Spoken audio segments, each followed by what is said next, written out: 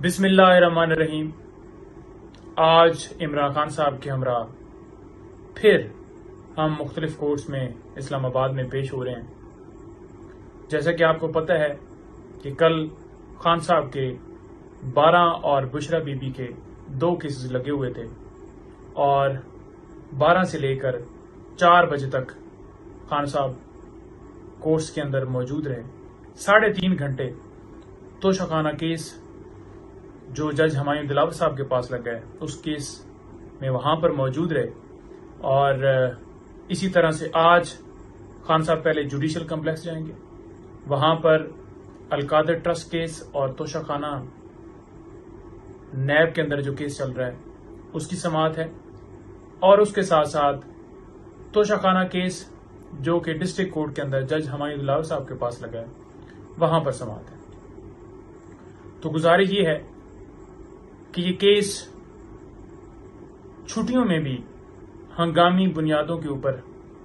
سنا جا رہا ہے۔ ویسے تو اسلام آباد میں 1 اگست سے چھٹیاں ہیں اور باقی کیسز صرف ارجنٹ نوعیت کے سنے جاتے ہیں چھٹیوں کے اندر، جیسا کہ بیلز، جیسا کہ سٹے وغیرہ ہوا، لیکن یہ کیس نہ جانے کیوں چھٹیوں کے اندر بھی سنا جا رہا ہے۔ اطلاع کے مطابق جج ہمایوں دلاور صاحب چھٹیوں کے اندر لسٹ کے اندر ہی نہیں تھے، جو کہ ججز کے حوالے سے لسٹ شائع کی گئی اس میں وہ موجود نہیں تھے، لیکن 26 تاریخ کو ایک نوٹیفیکیشن کے ذریعے انہیں دوبارہ 5 دن کے لیے ایک نوٹیفیکیشن ہمیں ملتا ہے کہ وہ 5 تاریخ تک کورٹ میں سماعت کریں گے۔ لہذا خان صاحب کو اس کیس میں نائل کرنے کا پورا پروگرام ہے۔ جس طرح سے کیس یہاں پر چلایا جا رہا ہے ہائی کورٹ میں اور سپریم کورٹ میں، اس کیس کے حوالے سے دیگر اپیلیں، درخواستیں موجود ہونے کے باوجود یہ ٹرائل رک نہیں رہا۔ انہی معزز جج ہمایوں دلاور صاحب کے خلاف ہم نے درخواست ان کو دی، جج ہمایوں دلاور صاحب کو دی، کہ آپ ہمارے کیس کی سماعت نہ کریں۔ مختلف گراؤنڈز ہیں، جیسا کہ آپ نے مختلف درخواستیں ہماری خارج کی مینٹینیبلٹی کے حوالے سے، اور جیسا کہ آپ کی face book I D show کر رہی ہے کہ آپ خان صاحب کے کس طرح سے خلاف ہیں، لیکن اس کے باوجود وہ چیزیں ساری ایڈمٹ کرتے ہیں،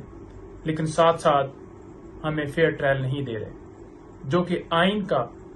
آرٹیکل 10A فیئر ٹرائل کا حق دیتا ہے، لیکن ہمیں وہ مہیا نہیں ہے۔ تو لہذا آج ان 2 جگہوں پر خان صاحب پیش ہوں گے،